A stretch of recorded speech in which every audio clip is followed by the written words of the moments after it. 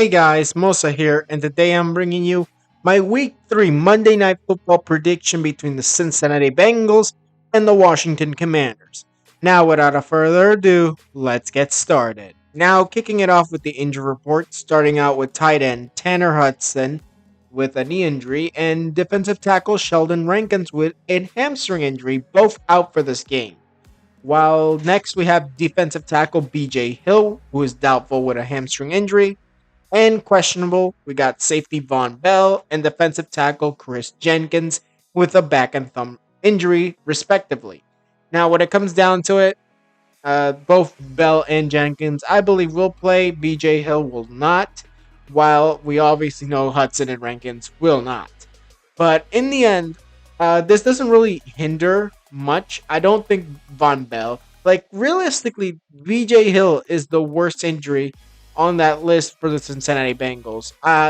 Sheldon Rankins, not as big, and Von Bell is the second biggest injury I can see on that list. So I don't think it really hinders the Bengals as much as it would the Washington Commanders. Next, we got the offense, and that is quarterback Joe Burrow, running back Zach Moss, wide receivers Jamar Chase, T. Higgins, and Andre Osivias. I think that's how you say it. Tight end Mike Gesicki, left tackle Orlando Brown Jr., left guard Cordell Volson, center Ted Karras, right guard Alex Kappa, and right tackle Trent Brown.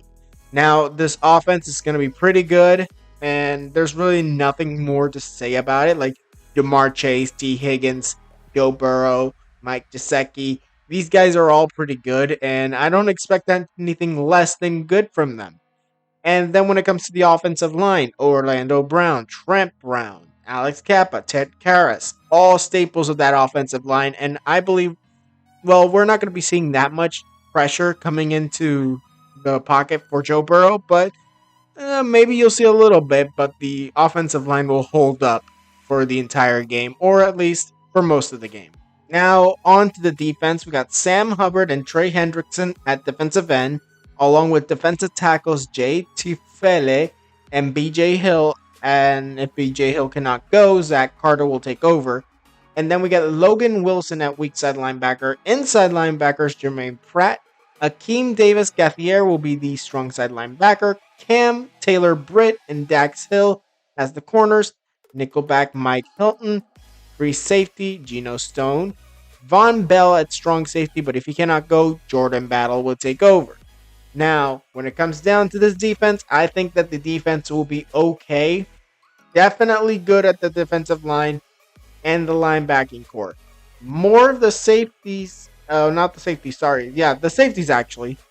I'm more worried about. The corners, not as much, but definitely that secondary is a little iffy for me. In the end, I think Sam Hubbard, Trey Hendricks, and that D-line will do just fine. Logan Wilson maybe will do the best job at the linebacking core, Jermaine Pratt. But in the end, they're going to do well in the run game. Pass game, you got to watch out for a few receivers in that Washington receiving core. Now, on to the injury report. We got defensive end Cleveland Farrell out with a knee injury. We got cornerback Emmanuel Forbes with a thumb injury. He'll be questionable, while the rest will most likely play, and that is defensive tackle Jerzon Newton, the rookie, with a foot injury.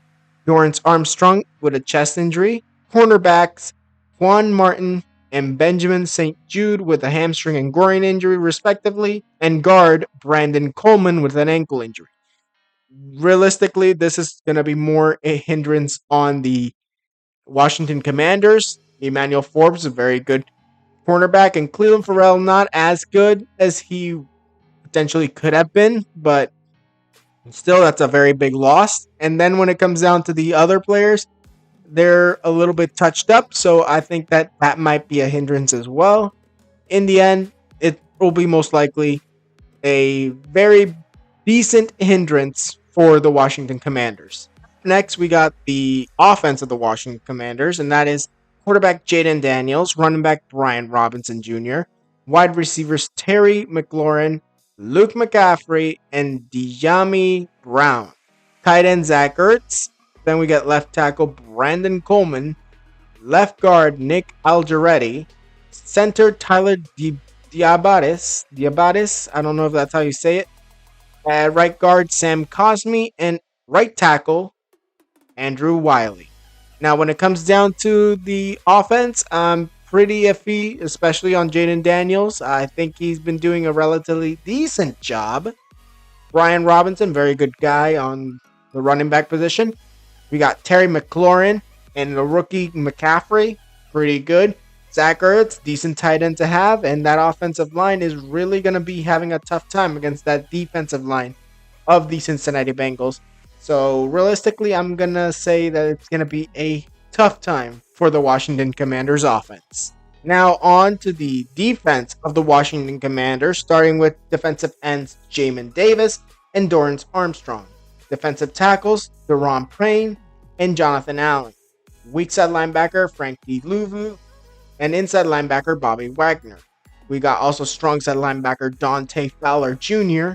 with cornerbacks Benjamin St. Jude and Noah Igbognehi. I don't know if that's how you say it, but hopefully I did say it correctly. Mike St. Still, I don't know if I said that either correctly, but whatever. And free safety Quan Martin, along with strong safety Jeremy Chin. Now, when it comes down to it, I think that this is going to be a very tough team to face for the Commanders. Like, you're going up against T. Higgins. You're going up against Jamar Chase. You're going up against Mike Gesicki. You're going up against Joe Burrow. Like, these aren't tough. These aren't like small guys you can face. Like, these are some top NFL players. And the Bengals are no joke sometimes. They have been a joke recently. If I'm not mistaken, they haven't won a game. But this is also the Commanders, a team who has also been somewhat terrible. Like, they beat a Giants team and they lost to the Bucs.